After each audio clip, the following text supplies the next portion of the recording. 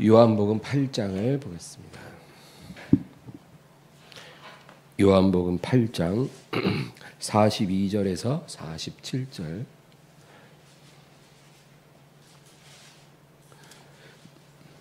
다 같이 읽겠습니다.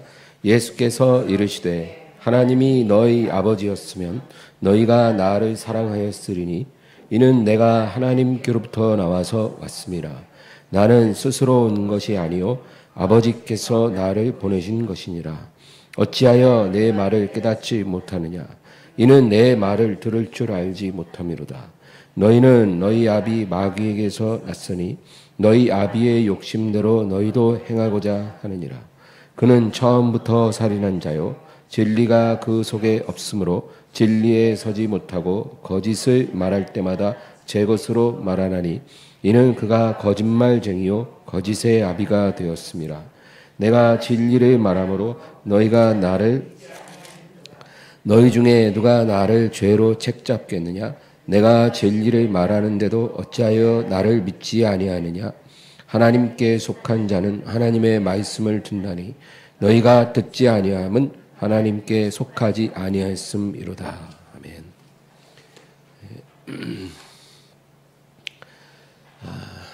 예수님은 이 세상에 계시는 동안 많은 설교를 하셨죠. 근데 예수님 앞에 많은 사람들이 와서 그 말씀을 들었는데 그 말씀을 듣고 믿는 사람과 듣고 믿지 않는 사람으로 사람들이 나뉘어졌습니다. 근데 예수님은 이 두 종류를 아주 엄격하게 구분하셨습니다. 예수님의 말씀을 듣고 믿는 자와 듣고 믿지 않는 자를 구분하신 거예요. 그리고 단호하게 말씀하십니다. 내가 말한 것에 대한 그 너희의 반응이 너희가 누구에게 속한 자인지를 말해준다는 거죠. 하나님의 말씀을 우리가 듣습니다. 듣는 건 누구나 다 할 수 있어요. 기회만 되면 누구나 하나님 말씀을 듣죠. 그러나 듣고 나서 말씀을 믿는 자가 있고 말씀을 믿지 않는 사람이 있다는 것입니다. 근데 이 차이가 우리의 운명을 결정하고 우리의 정체성을 확실하게 나타내 준다는 거예요. 우리가 누구에게 속해 있는지를 그게 말해준다 그 얘기예요. 그러니까 내 자신이 누구에게 속해 있는지 알고 싶으면 내가 하나님의 말씀 앞에서 어떤 태도를 갖고 있는가 그거를 스스로 살펴보면 분명하다는 거죠. 예수님은 사람들에게 부탁하거나 이렇게 하소연하신 적이 없습니다. 제발 내 말 좀 들어다오. 제발 내 말 좀 믿어다오. 예수님은 그런 태도를 가지신 적이 한 번도 없었어요. 예수님은 때를 얻든지 못 얻든지 항상 말씀을 전하셨고 그리고 그 말씀을 믿든지 믿지 않든지 그거는 각자의 선택이라는 거죠. 여러분 우리에게는 하나님의 말씀을 들을 기회가 주어집니다. 그러나 우리가 하나님의 말씀을 듣고 그것을 믿어야 하는 거예요. 그래야 삽니다. 거기서 생명이 나오는 거예요. 말씀을 믿지 않으면 아무런 생명이 나타나질 않습니다. 우리가 하나님을 접촉할 수 있는 유일한 매개체가 하나님의 말씀이에요. 하나님은 말씀의 하나님이지 어떤 우상을 조각하거나 어떤 형상으로 우리가 만나지는 하나님이 아닌 거예요. 하나님은 그래서 모세에게 말씀을 기록한 돌판을 주셨죠. 다른 종족들은 다 목상, 석상 이런 여러 가지 형상을 만들었어요. 자기들의 신에 대해서. 근데 하나님께서는 어떠한 형상이든지 만들지 말라 그랬어요. 그리고 말씀 기록한 돌판을 주셨을 뿐. 우리가 하나님을 만날 수 있는 길은 말씀을 통해서입니다. 그리고 그 말씀을 믿는 자는 구원을 받는 것이고 말씀을 믿지 않으면 구원을 받지 못하는 것입니다. 아주 간단한 겁니다. 우리 앞에 생명과 사망이 있어요. 누구든지 다 생명을 원합니다. 그럼 생명을 얻으려면 어떻게 해야 돼요? 하나님의 말씀을 믿고 순종해야죠. 그게 생명을 얻는 길이에요. 누구나 다 빛을 원합니다. 어두움을 좋아하는 사람은 없어요. 빛을 원하면 어떻게 해야 돼요? 말씀을 믿고 그것을 순종해요. 그러면 우리는 빛 가운데 있게 될 것입니다. 오늘 본문의 42, 43절 우리 다시 한번 두 절만 읽어보겠습니다. 예수께서 이르시되 하나님이 너희 아버지였으면 너희가 나를 사랑하였으리니 이는 내가 하나님께로부터 나와서 왔음이라. 나는 스스로 온 것이 아니요 아버지께서 나를 보내신 것이니라. 어찌하여 내 말을 깨닫지 못하느냐. 이는 내 말을 들을 줄 알지 못함이니라. 예수님 이 말씀이 하나님이 너희 아버지였다면, 그러니까 너희가 하나님의 자녀였더라면 너희는 나를 사랑하였을 것이다. 그렇게 말한 거예요. 너희가 하나님의 자녀였더라면 너희는 분명 나를 사랑했으리라. 왜냐하면 나는 스스로 온 것이 아니라 아버지가 보낸 자이기 때문이라는 거예요. 그래서 내가 너희 앞에서 하나님 말씀을 전했을 때 내가 하나님의 보냄을 받아서 온 자인 줄을 너희가 깨닫고 너희가 나를 사랑했으리라. 그렇게 말씀합니다. 그러니까 지금 주님이 말씀하는 요지가 그거예요.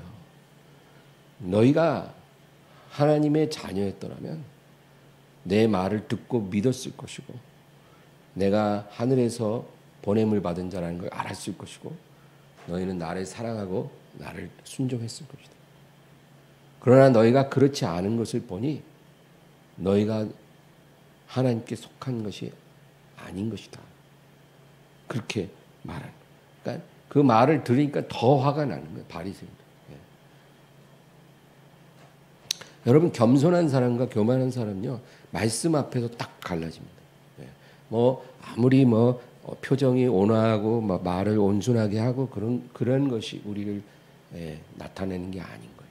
하나님 말씀 앞에서 딱 갈라져요. 겸손한 사람은 회개합니다. 말씀을 믿음으로 받아들이고 하나님께 돌아가요. 그게 겸손한 자의 확실한 표징입니다. 교만한 사람은요 말씀을 들어도 믿지를 않아요. 그것을 순종하려고 하지 않습니다. 그리고 반박을 해요. 그것을 대적합니다. 분노하고 교만해서 그래요. 다른 거 없습니다. 그래서 하나님 말씀 앞에서 여러분 왜 교만합니까? 교만할 이유가 뭡니까 도대체? 목사가 설교를 하면 그 말씀을 하나님 말씀으로 받아들여야 돼요. 그걸 자꾸 이렇게 이런저런 이유를 들어서 자꾸 쳐내면 안 돼요. 비록 목사가 하나님의 종으로서 온전하지 않은 사람일 수도 있어요. 사람이니까. 그러나 그것이 그 목사 입에서 나오는 설교를 거부할 이유가 되는 것은 절대 아니에요. 당나귀 입을 통해서도 발람 선지자를 책망하신 하나님은 어떤 매개체를 통해서도 말씀하실 수 있는 분입니다. 불의한 종을 통해서도 하나님은 말씀하실 수 있다는 거예요. 그래서 우리가 예배를 드릴 때 강단에서 어떤 목사가 설교를 하든지 그건 중요한 게 아닌 거예요. 오늘 이 예배 시간에 저 설교 가운데 하나님이 나에게 뭐라고 말씀하시는지 들어야 되겠다. 이런 마음이 우리에게 필요한 거예요.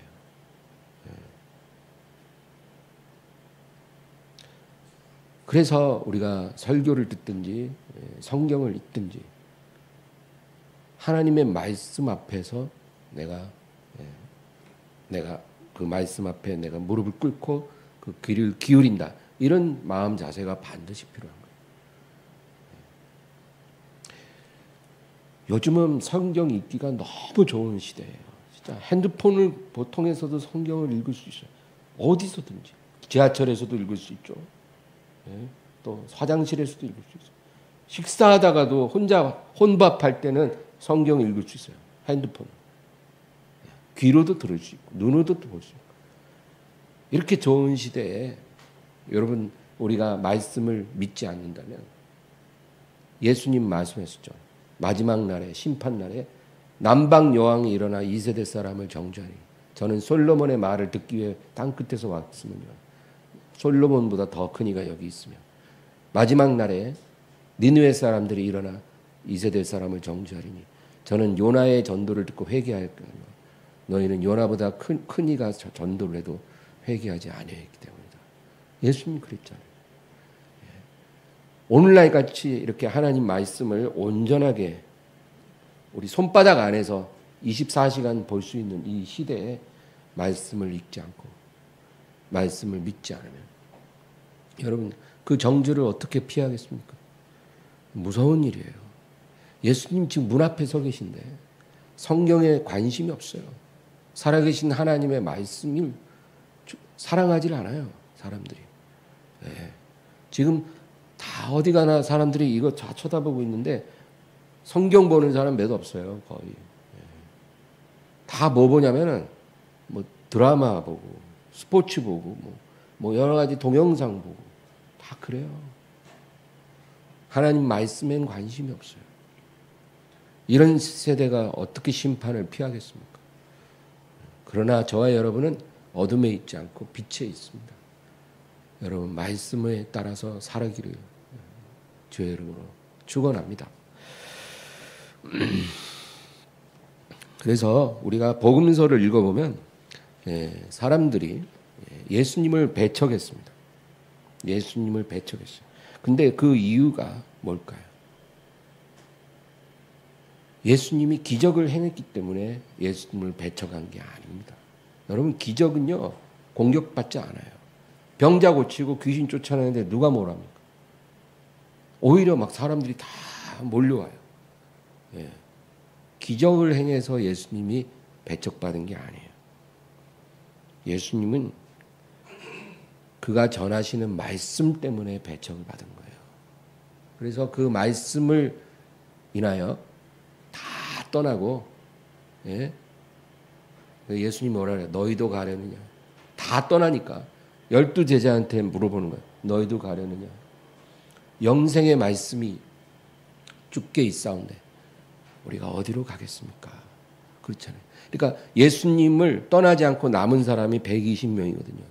그 120명이 남은 이유는 기적 때문에 남은 게 아니라 영생의 말씀 때문에 남은 거예요. 그 말씀이 여기 있는데 우리가 어디로 가겠습니까? 그럼 떠난 사람들은 왜 떠났어요? 기적 때문에 떠난 게 아니라 말씀 때문에 떠난 거예요. 그 말씀을 받아들일 수가 없는 거예요, 그들은. 기적은 다 좋아. 신기하고 너무 좋아. 근데 그가 전하는 말씀을 받아들일 수가 없는 거예요. 그래서 다 떠난 거예요. 따르던 사람들이. 여러분, 이게 중요한 영적 세계의 법칙이에요. 빛이 비치면 어둠은 공존할 수가 없어요. 진리가 선포되면 거짓은 설 자리가 없어요. 그래서 진리의 빛이 비치면 어둠에 속한 자들, 거짓에 속한 자들은 견디질 못하는 거예요. 그래서 떠나가는 거예요. 혹은 그걸 반격하거나 미움으로 대적을 합니다.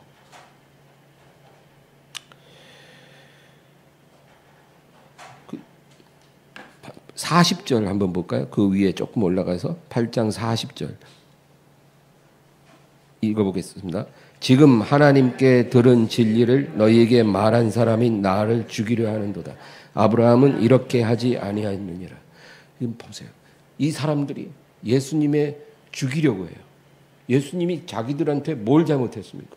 잘못한 거 하나도 없는 분인데 죽이려고 해요. 왜 죽이려고 하냐면 지금 하나님께 들은 진리를 너희에게 말했기 때문이에요. 예수님이 미움을 받고 공격을 받고 죽임을 당하신 것은 진리를 말씀하셨기 때문에 그들이 예수님을 죽여버린 거예요.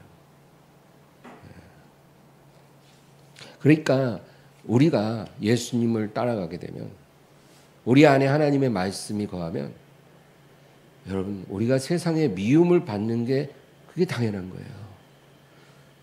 하나님의 말씀이 없는 사람들, 거짓 속에 살아가는 사람들은, 마귀에게 속한 사람들은 진리에 속한 사람을 미워하게 돼 있어요.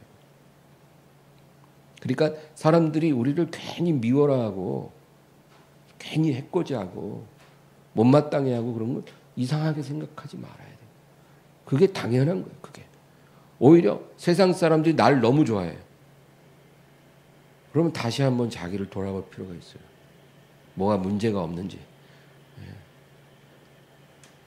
종이 주인보다 크지 못하고 제자가 스승보다 크지 못하다고 그랬는데, 예수님도 박해를 받으셨는데 우리가 박해가 없어. 그럼 뭔가 수상한 거예요. 여러분, 재밌는 거는 진리에 속한 사람은요, 누가 옆에서 거짓말을 해도 별 동요를 하지 않습니다. 만약에 제 안에 진리가 충만하면요, 제 주변에 사람들이 거짓말을 막 해도 제가 그런 거 별 관심을 두지 않아요. 왜냐하면 제가 그런 거에 신경 쓸 가치가 하나도 없기 때문이죠. 나는 내 길을 갈 뿐이지 내 주변 사람들이 다 거짓 속에 산다고 해서 내가 그걸 신경 쓸 필요는 없는 거예요.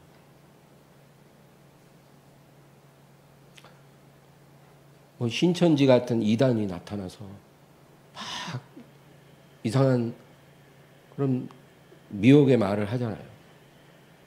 그들이 그렇게 하고 다녀도 진리에 속한 하나님의 자녀들은 그 신경 쓸 필요가 없어요. 동요할 필요도 없어요. 그럴 가치가 없는 거죠. 근데 거짓에 속한 사람들은 누가 옆에서 진리를 말하잖아요. 그러면 굉장히 괴로워합니다. 그리고 막 이를 갈아요. 이를 갈고. 스데반이 설교할 때 사람들이 다 이를 갈았잖아요. 그런 거예요. 누가 진리를 말하면 거짓에 속한 사람들은 그냥 나 몰라라 이러지 않아요. 이를 갈고 분노하고 반격합니다. 이게 필연적인 반응이에요. 우리 하나님의 백성들은 신천지나 어떤 이단들이 옆에서 막 시끄럽게 해도 신경도 안 쓰잖아요. 근데 신천지나 이런 이단들은 그러지 않아요. 우리에게 다가와서 자꾸 싸움을 걸어요. 토론해보자. 이야기해보자. 자꾸 싸움을 걸어요, 그들은. 우리가 하나님을 조용히 섬기고 사는 거를 가만두고 보려고 하지 않아요. 자꾸 와서 시비를 해요. 그게 거짓에 속한 자들의 특징입니다. 여러분, 예수님 당시도 보세요. 예수님은요, 어디 가나 복음을 전하시고 하나님 말씀을 전하셨지 뭐 거짓 선지자들이나 바리새인들을 막 찾아가서 막 싸움 걸고 논쟁하려고 하지 않았어요. 그런데 오히려 그런 거짓 교사들이나 율법학자들, 또 바리새인들이 예수님께 자꾸 다가와서 예수님께 시비를 걸어요. 뭐 그 질문을 하고 토론을 하자 그러고 자꾸 예수님을 건드려요. 그런 거예요.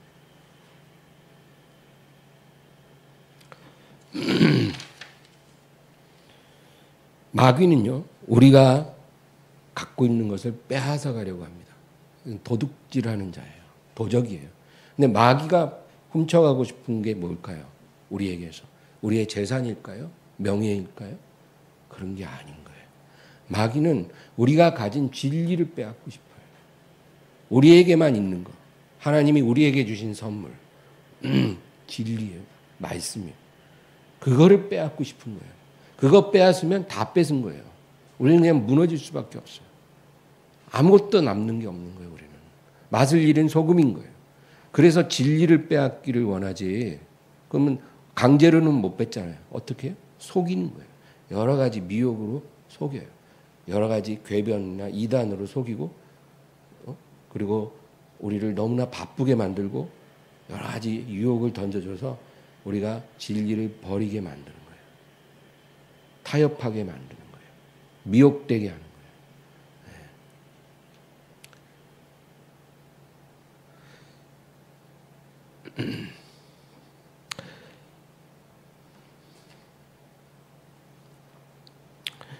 진리는 그 자체로 빛을 발하고 능력이 있습니다. 우리가 진리의 사람이 되면 빛이 나요. 뭐 빛을 밝히기 위해서 뭐 애를 쓸 필요가 없어요. 진리가 들어오면 그 사람에게서 빛이 나요. 예. 그래서 하나님이 그 사람을 등경 위에다 올려놓는 거예요. 방 안에 있는 모든 자들에게 빛이라고. 그러니까 진리를 가진 자는 빛이 납니다. 그리고 능력이 거기서 흘러나와요. 그래서 자기를 일부러 사람들 앞에 드러낼 필요가 없어요. 우리가 진리를 갖고 있으면 그 빛을 보고 사람들이 다가옵니다. 그래서 진리를 사랑하는 사람들은 그 빛으로 가까이 다가오고, 또 진리를 미워하는 그런 거짓에 속한 사람들은 더 그것을 멀리하고 피하게 되는 거예요. 우리 고린도후서 2장 한번 찾아보겠습니다. 고린도후서 2장 15절 16절입니다. 고린도후서 2장 15절 16절 다 같이요. 우리는 구원받는 자들에게나 망하는 자들에게나 하나님 앞에서 그리스도의 향기니 이 사람에게는 사망으로부터 사망에 이르는 냄새요 저 사람에게는 생명으로부터 생명에 이르는 냄새라. 누가 이 일을 감당하리요? 감당할 수 없다는 거예요. 우리가 하나님의 백성이 됐을 때 우리 안에 진리의 빛이 막 비추고 우리 안에서 그리스도의 향기가 막 풍겨나게 되면 감당할 자가 없다. 그래서 우리 주변에 있는 사람들에게는 생명의 냄새일 수도 있고 사망의 냄새일 수도 있고, 진리를 사모하는 사람들에게는 우리가 생명의 냄새예요. 생명의 향기예요. 그래서 그 향기를 맡기 위해서 사람들이 더 가까이 오는 거예요. 그래서 진리에 속한 사람들끼리 가까워지는 거예요. 그런데 거짓에 속한 사람들은 그 냄새가 생명의 냄새가 아니라 사망의 냄새. 아주 굉장히 가까이 하고 싶지 않은 그런 냄새가 되는 거예요. 그들에게는. 예. 여러분, 그래서 바리새인들이 예수님을 견디지 못한 거예요. 예수님이 그들에게 피해 준 게 하나도 없는데 예수님을 견디지 못했어요. 예. 그들에게는 예수님이라는 분이 사망에 이르는 냄새예요. 예수님이 안 나타났을 때는 사망의 그림자가 느껴지지 않았는데 예수님이 탁 오셔서 말씀 전하기 시작하니까 이 자기들의 정체가 확 드러나면서 자기들이 사망에 쪄들어 있다는 것이 느껴지니까 못 견디는 거예요. 그렇게 된다는 거예요. 그러니까 우리 하나님의 백성들이 그렇게 살아야 한다는 거예요. 하나님. 너희가 이 어두운 세상 속에서 어떤 사람에게는 생명에 이르는 냄새가 되어야 되고 어떤 사람에게는 사망에 이르는 냄새가 되어야 한다. 무색무취가 돼서는 안 된다는 거예요. 있으나 마나 있는지도 모르는 그런 느낌으로 살아서는 안 된다는 거예요. 너희 안에 빛이 비치고 그리스도의 향기가 팍 풍겨나는데 어떻게 존재감 제로의 사람이 될 수 있냐는 거예요. 너희는 일부러 자신을 드러내지 않아도 사람들이 너희의 향기를 맡게 된다는 거예요. 사망의 냄새든 생명의 냄새든. 바로 크리스찬은 그런 존재다. 그 얘기예요. 제가 설교하는 입장에서 참 궁금한 게 하나 있어요. 왜 같은 장소에서 같은 시간에 같은 하나님 말씀을 전했는데 어떤 사람은 그것을 불편하게 여기고 또 어떤 사람은 아무것도 깨닫지 못한 사람이 있고 또 어떤 사람은 하나님의 음성으로 듣고 하나님께 영광을 돌릴까. 참 놀라운 일이에요. 똑같은 말씀을 같은 자리에서 전했는데도 사람들의 받아들이는 반응이 천차만별. 신기한 일이에요. 어떤 사람은 말씀을 듣고 쳐내버려요. 대부분 그렇게 말씀을 쳐내는 사람들은 교회 밖에 있어요. 그들이 오랜 세월 말씀을 다 쳐냈기 때문에 지금 교회 바깥에 있는 거예요. 말씀을 믿었으면 밖에 있지 않고 안으로 들어왔겠죠. 우리 주변에 아직도 믿지 않는 사람들 있잖아요. 가족들. 왜 그들이 교회 밖에 있겠어요? 믿는 가족이 있는데도 말씀을 들어도 계속 밀어내는 거예요. 쳐내는 거예요. 그러니까 교회 밖에 있는 거죠. 그러나 교회 안에도 말씀을 그렇게 쳐내는 사람들이 있더라고요. 왜 그러냐면 그 말씀이 자기를 세워주는 것이 아니라 공격한다고 느끼는 사람들이에요. 나는 꽤 훌륭한 크리스찬인데 왜 설교 말씀이 그러한 나를 격려해 주지 않고 왜 자꾸 나를 깨뜨리는가? 분노하는 거예요.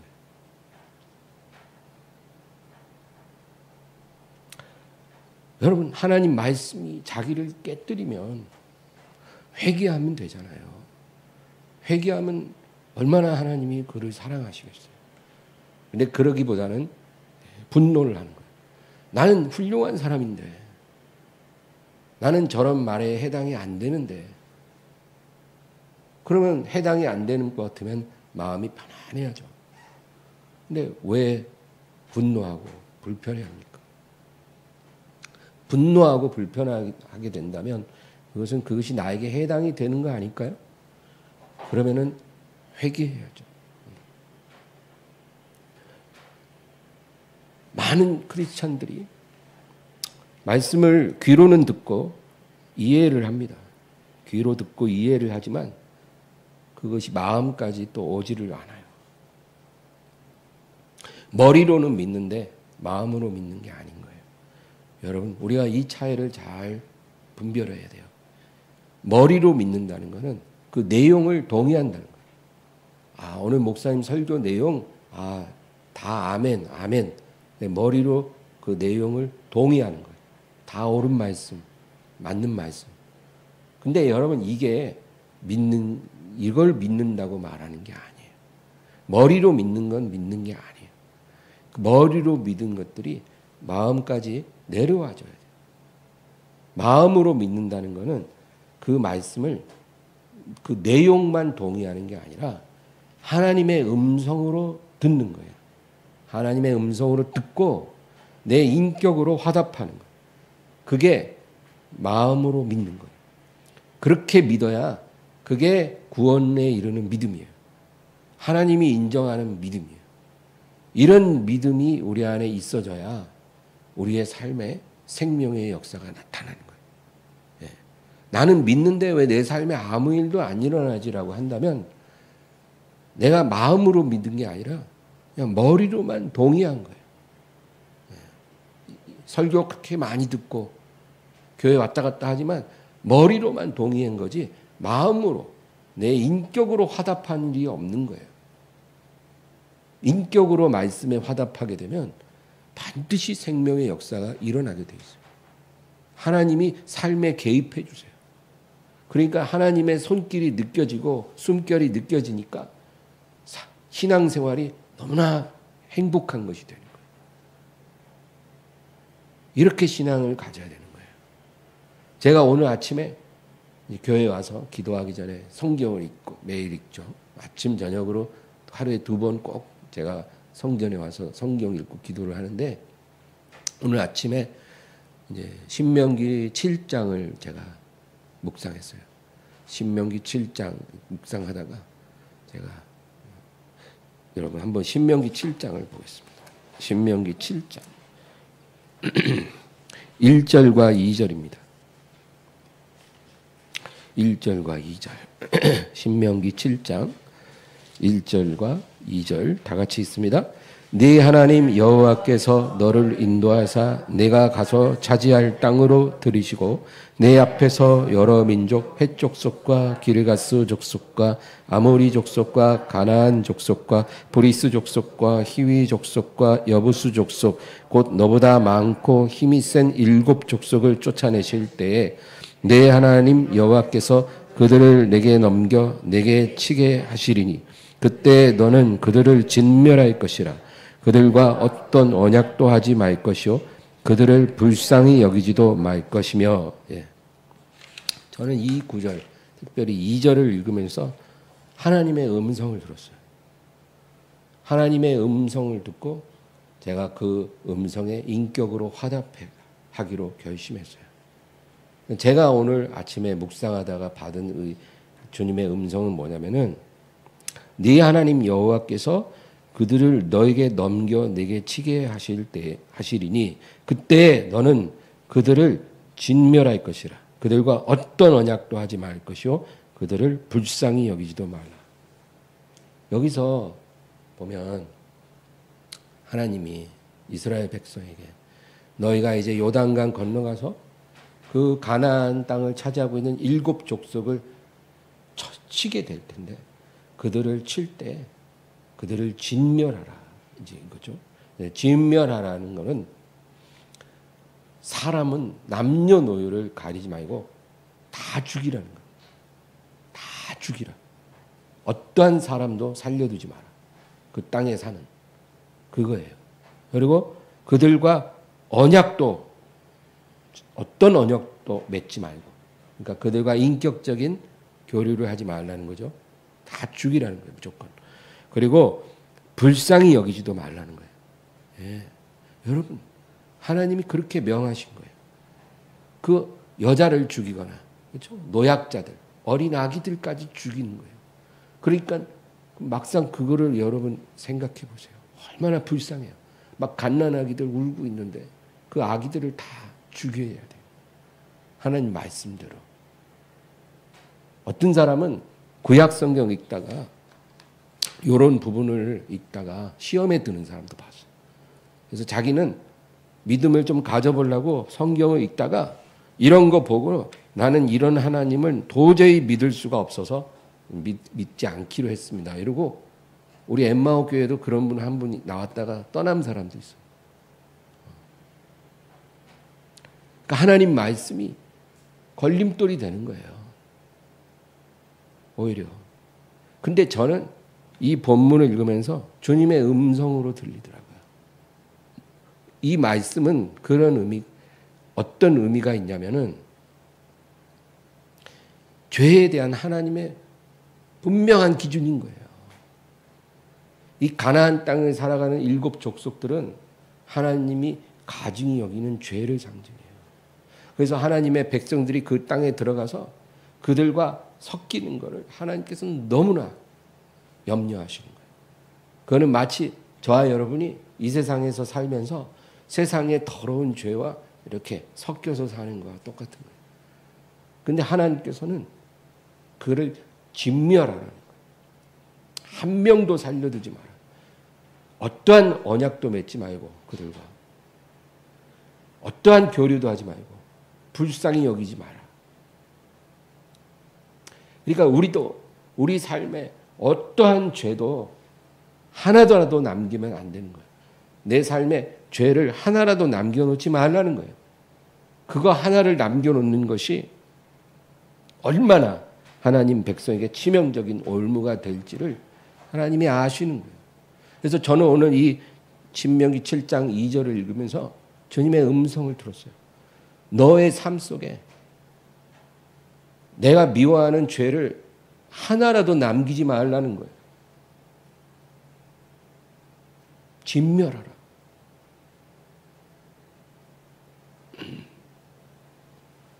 우리가 성경 한 페이지를 읽을 때 그 성경 말씀에서 그 하나님의 음성이 들리고 내가 인격으로 화답하기 시작할 때 이것이 바로 하나님이 원하시는 믿음이에요. 그냥 입술로 주여 할렐루야 아멘 믿습니다 믿습니다 오 할렐루야 믿습니다 입술로 이렇게 말하는 게 믿음이 아니라 그냥 교회 왔다 갔다 하는 그게 믿음이 아니라 하나님이 보시는 믿음은 하나님의 말씀이 하나님의 음성으로 내게 오고 그리고 내가 인격으로 화답하는 거예요. 오늘 아침에 성경 한 페이지 한 절에서 내가 하나님의 음성을 들었으면 내가 그랬습니다. 내 삶의 죄를 남겨두지 않겠습니다. 진멸하겠습니다. 그렇게 고백하면서 내가 결심하는 거예요. 그것이 바로 하나님이 우리에게 원하시는 믿음이에요. 하나님의 말씀에 인격으로 진정으로 화답하는 것. 그게 믿음이에요. 여러분 그런 믿음을 갖고 있습니까?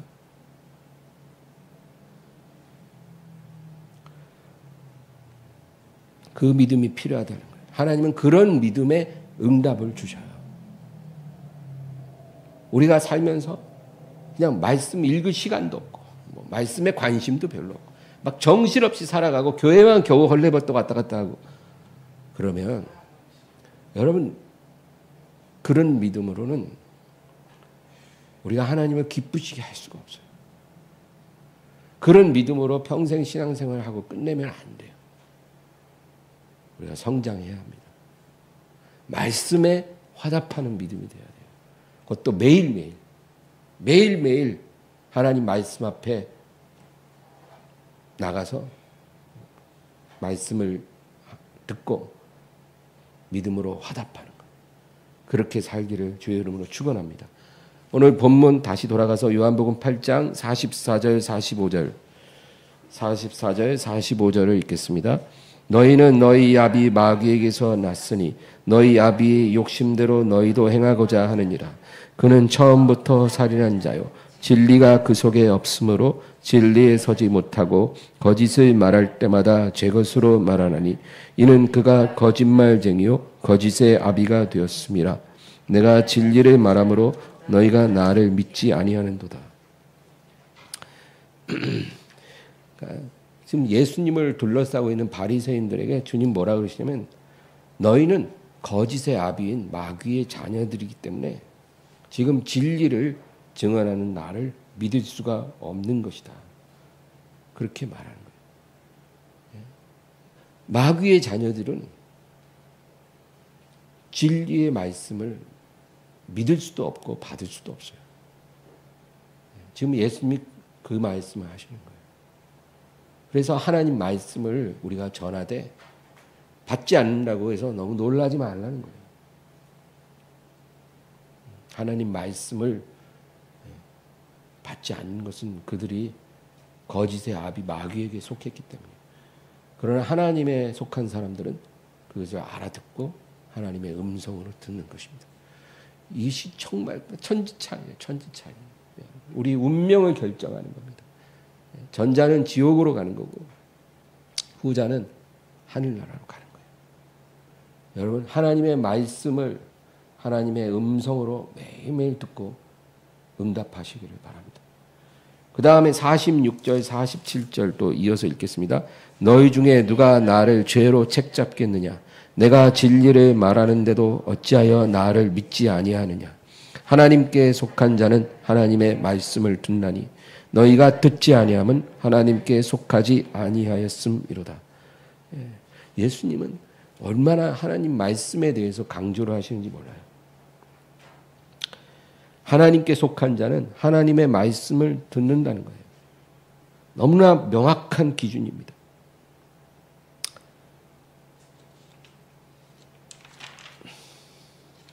우리가 믿음으로 구원을 받는다라는 진리를 알고 있잖아요.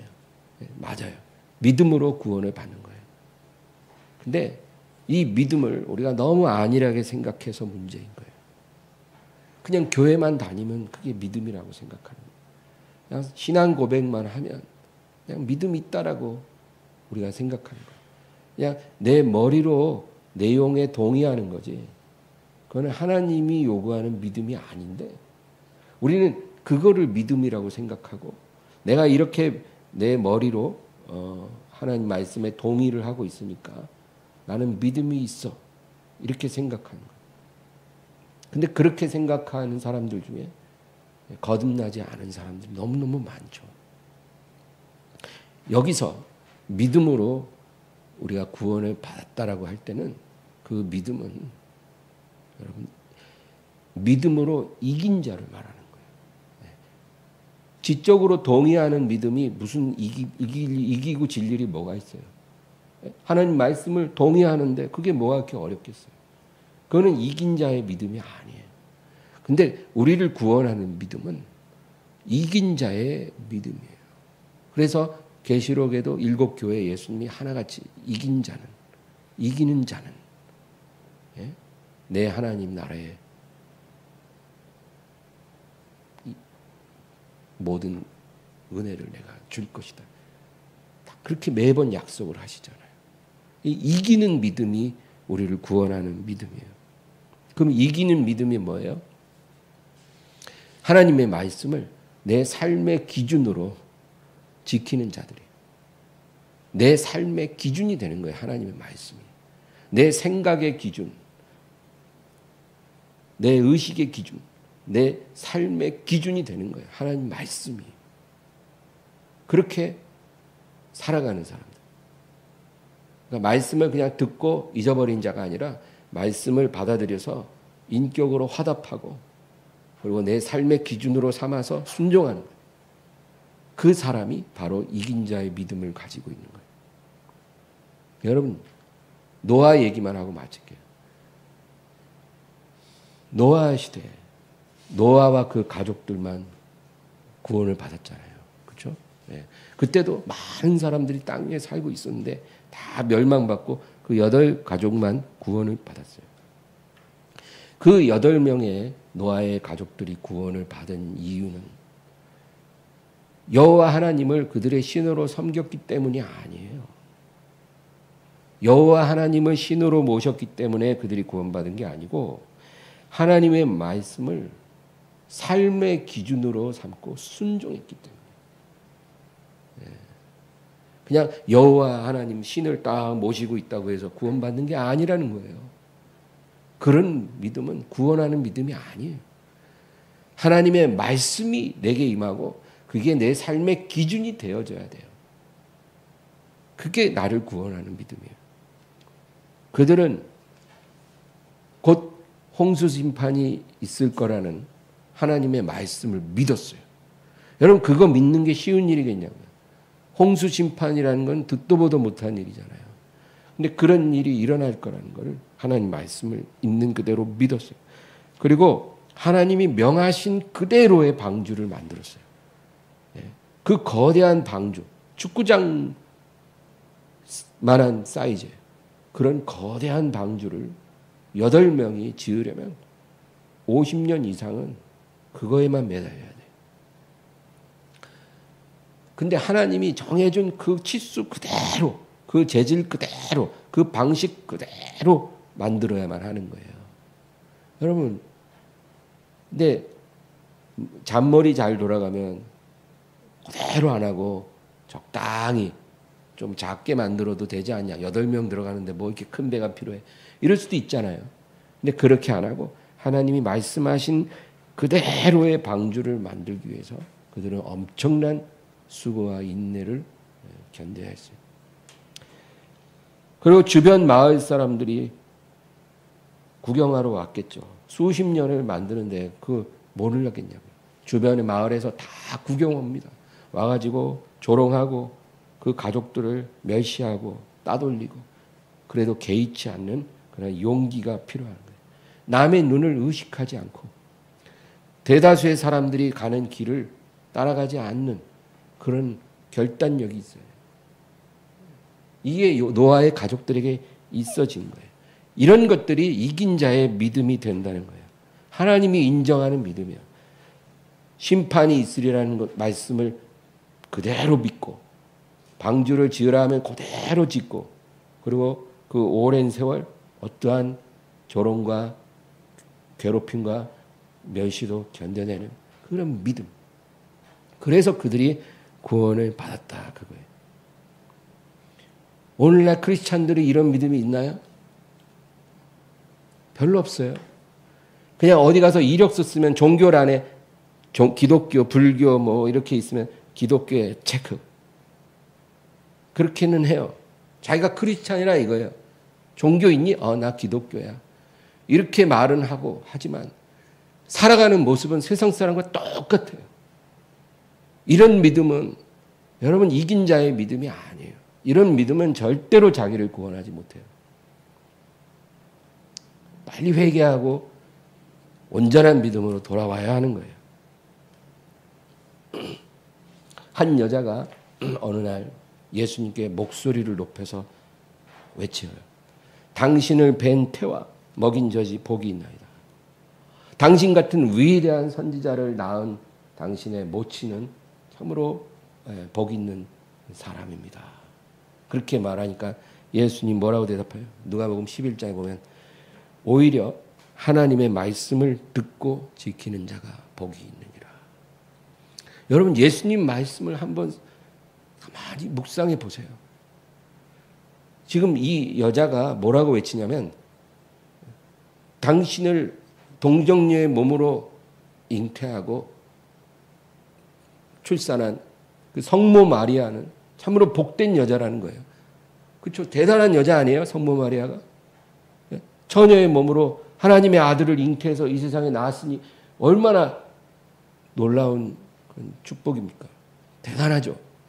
근데 성모 마리아보다도 예수님 뭐라 하냐면 오히려 하나님의 말씀을 듣고 지키는 자가 복이 있느니라. 우리가 하나님 말씀을 듣고 지키면 성모 마리아보다 더 복 있는 사람이에요, 여러분. 이게 하나님의 기준이에요. 근데 왜 그렇게 안 살고 있습니까? 복은 그렇게 좋아하는데 왜 복 있는 길을 가려고 하지 않나? 어느 날은 예수님이 한 집에서 제자들 앞에서 설교 말씀하고 계신데 누가 얘기를 합니다. 저 바깥에 당신의 모친과 동생들이 당신을 찾아왔습니다. 그러니까 예수님이 뭐 말씀하세요. 앞에 있는 제자들이 가리키면서 누가 내 모친과 내 형제 자매냐. 이 앞에 앉아서 말씀 듣는 자들. 마태복음, 마가복음에는 이렇게 기록되어 있어요. 누구든지 하늘에 계신 내 아버지의 뜻대로 행하는 자가 내 모친이요 내 형제 자매니라. 누구든지 하나님 아버지의 뜻대로 행하는 자가 내 모친과 형제 자매라. 누가복음에는 이렇게 표현되어 있어요. 누구든지 하나님의 말씀을 듣고 행하는 이 사람들이 내 모친이요 내 동생이라. 마태, 마가, 누가에 다 기록되어 있어요. 그러니까 예수님에게는 하나님의 말씀을 듣고 믿고 행하는 자가 자기의 직계 가족이라는 거예요. 바로 저와 여러분이 그런 사람인 거예요. 우리가 그렇게 살아야 돼요. 그게 제일 중요해요. 우리 인생에 돈 버는 거 성공하는 것보다 100배 1000배 중요한 일이에요. 여러분 이런 사람이 이긴 자요. 하나님 나라에 들어갈 자인 줄로 믿습니다. 기도하겠습니다. 하나님 아버지 감사드립니다. 오늘도 이 말씀을 기억하며 주님 하나님의 말씀이 내 삶의 기준이 되게 하여 주시옵소서. 세상 모든 사람들이 저 넓은 길로 갈지라도 나는 하나님의 말씀을 내 삶의 기준으로 삼고 나 혼자 외로이 좁은 길을 갈지라도 그 길을 담대히 기쁘게 주님과 동행하며 걸어갈 수 있도록 인도해 주시옵소서. 믿사옵고 예수님의 이름으로 기도합니다.